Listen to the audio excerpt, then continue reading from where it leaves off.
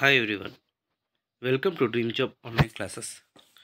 ఈరోజు మనం Indian navy fireman మరియు ఫైర్ ఇంజిన్ డ్రైవర్ సంబంధించి ఫిజికల్ స్టాండర్డ్స్ ఎలా ఉండాలి అండ్ మీకు ఫైర్మ్యాన్ జాబ్ వచ్చాక ఏ విధమైన జాబ్స్ ఉంటాయి, మీ రోల్స్ ఏంటి, రెస్పాన్సిబిలిటీస్ ఏంటి, అండ్ నెక్స్ట్ దీని సెలక్షన్ ప్రాసెస్ ఎలా ఉంటుంది, ఇవన్నీ కూడా చూద్దాం. ఎవరైతే ఫైర్మ్యాన్కి లేదా ఫైర్ ఇంజిన్ డ్రైవర్కి అప్లై చేశారో వాళ్ళకి ఇది ఇంపార్టెంట్. సో మీరు పూర్తిగా ఈ వీడియో అనేది చూస్తే మీకు డెఫినెట్గా ఒక ఐడియా అనేది వస్తుంది.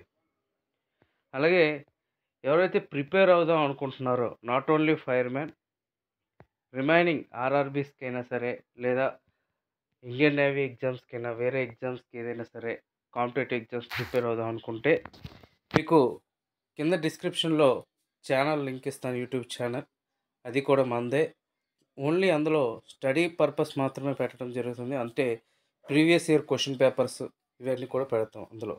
సో అది మీరు కరెక్ట్గా ప్రిపేర్ అయితే మీకు డెఫినెట్గా జాబ్ అనేది వస్తుంది. ఇంకా ఇందులో ఫైర్మ్యాన్లో వచ్చేసరికి యాక్చువల్గా ప్రతి నోటిఫికేషన్లో కూడా అంటే సిఐఎస్ఎఫ్ కానీ సిఆర్పిఎఫ్ కానీ ఇలాంటి నోటిఫికేషన్స్ ఏమున్నా సరే మనకి హైట్ 170 సెంటీమీటర్స్ అయితే అడుగుతారు. ఓన్లీ నేవీ ఫైర్మ్యాన్ మాత్రం 165 సెంటీమీటర్స్ అయితే ఉంటే సరిపోతుంది. సో హైట్ ఇక డిఫరెన్స్ అనేది తెలుస్తుంది కదా. సో ఎవరైతే 165 సెంటీమీటర్స్ ఉంటారో వారు ఫైర్మ్యాన్ జాబ్కి ఎలిజిబిలిటీ అనేది ఫస్ట్ ఎలిజిబిలిటీ. అండ్ నెక్స్ట్ మీకు ఇంటర్మీడియట్, ఇంతకుముందు ఫైర్మ్యాన్కి వచ్చేసరికి 10th పాస్ అయితే సరిపోయేది, కానీ ఇప్పుడు ఇంటర్మీడియట్ పాస్ అవ్వాలి. ఓకే, ఇందులో మీకు ఫైర్ ఫైటింగ్ కోర్స్ అంటే బేసిక్ ఫైర్ ఫైటింగ్ కోర్స్ అంటే మనకి అందులో ఎక్స్చేంజర్స్ ఎలా యూజ్ చేయాలి, క్లాస్ ఏ ఫైర్ ఏంటి, క్లాస్ బి ఫైర్ ఏంటి, క్లాస్ సి ఫైర్ ఏంటి, అంటే టైప్స్ ఆఫ్ ఫైర్స్ ఇవి తెలియాలి. అండ్ మనకి డిజాస్టర్ మేనేజ్మెంట్ గురించి తెలియాల్సి ఉంటుంది. ఇలా ఫైర్ ఫైటింగ్ కోర్స్ సంబంధించి ఉంటాయి.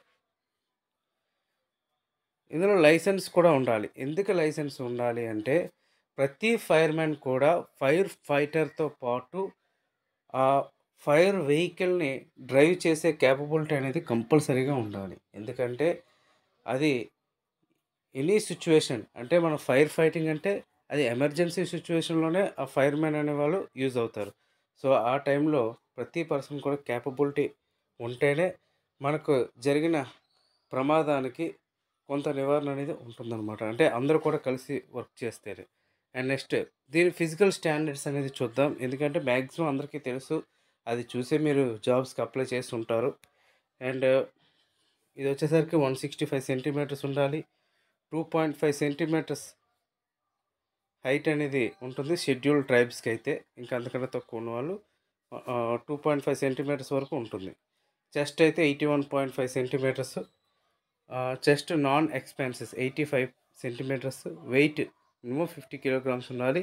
ఐ సైట్ 6/6 ఉండాలి. స్పెట్స్ ఇలాంటివి పెట్టుకుంటే మిమ్మల్ని రిజెక్ట్ చేస్తారు. ఇంకా మీకు ఫిజికల్ టెస్ట్లు ఎలా ఉంటాయి అంటే క్యారింగ్ ఏ పర్సన్, ఒక పర్సన్ని మోస్తూ 63.5 కిలోగ్రామ్స్ 183 మీటర్స్ డిస్టెన్స్ పట్టుకొని నడవాలి. 96 సెకండ్స్లో కంప్లీట్ చేయాలి. Okay, next 2.7 metres long jump చేయాల్సి ఉంటుంది. తర్వాత క్లైంబ్ అంటే తాడు కడతారు, తాడుకి పైన ఎక్కాల్సి ఉంటుంది, రోప్. హ్యాండ్ మరియు ఫీట్, కాలు ఉపయోగించి, పాదాలు ఉపయోగించి. డిస్క్వాలిఫైయింగ్, ఒకవేళ మీకు కళ్ళకి కలర్ బ్లైండ్నెస్ కానీ లేదంటే సైట్ కానీ ఉంటే మీకు డిస్క్వాలిఫై చేస్తారు. మీ పాదం ఫ్లాట్ ఫీట్ అయితే డిస్క్వాలిఫై చేస్తారు. Deformity of any limb are extra limb ఉంటే డిక్వాలిఫై చేస్తారు. సో తర్వాత మీరు అపాయింట్మెంట్ అయిన తర్వాత 2 months డాక్యార్డ్ ఫైర్ స్టేషన్ మీకు పంపిస్తారు.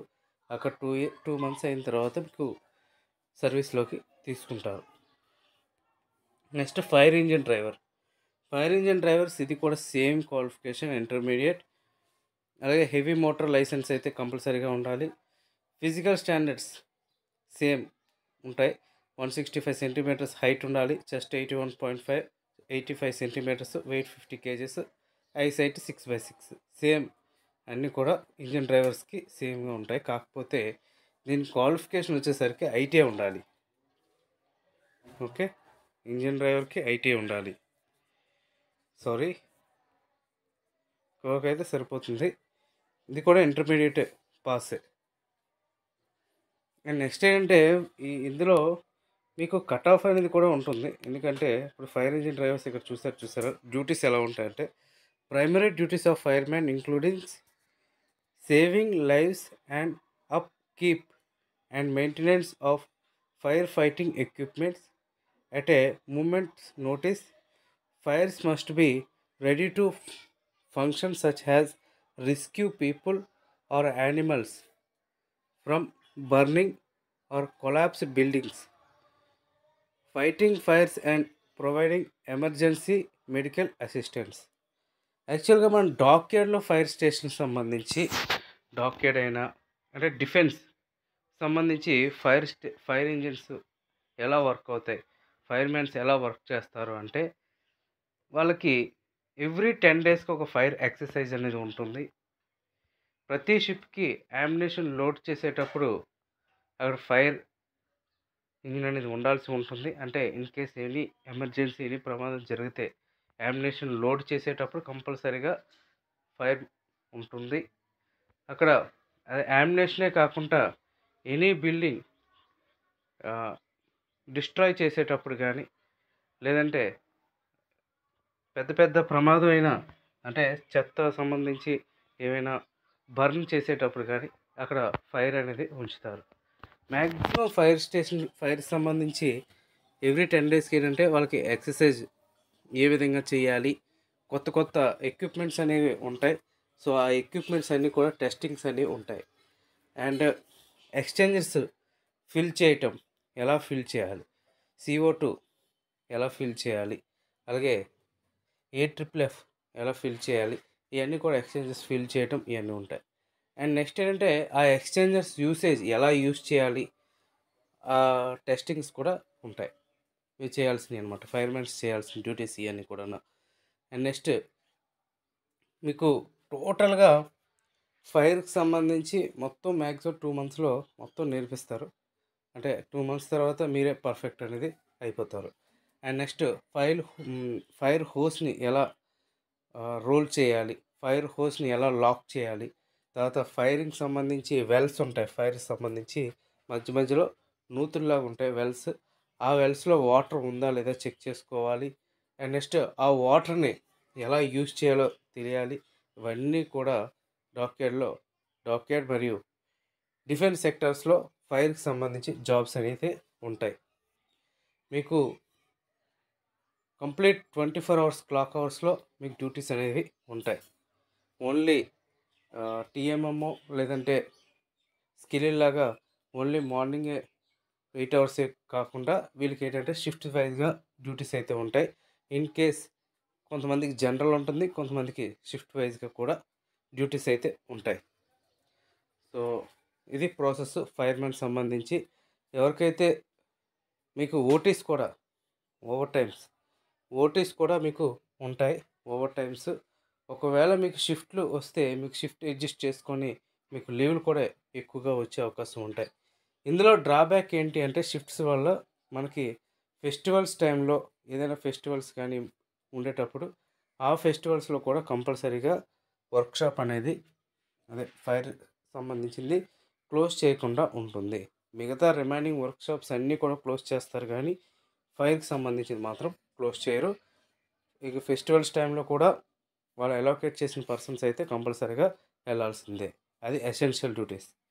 ఇది ప్రాసెస్ ఫైర్మెన్ సంబంధించింది. ఇలా డ్యూటీస్ ఎలా ఉంటాయి. So okay friends, thank you.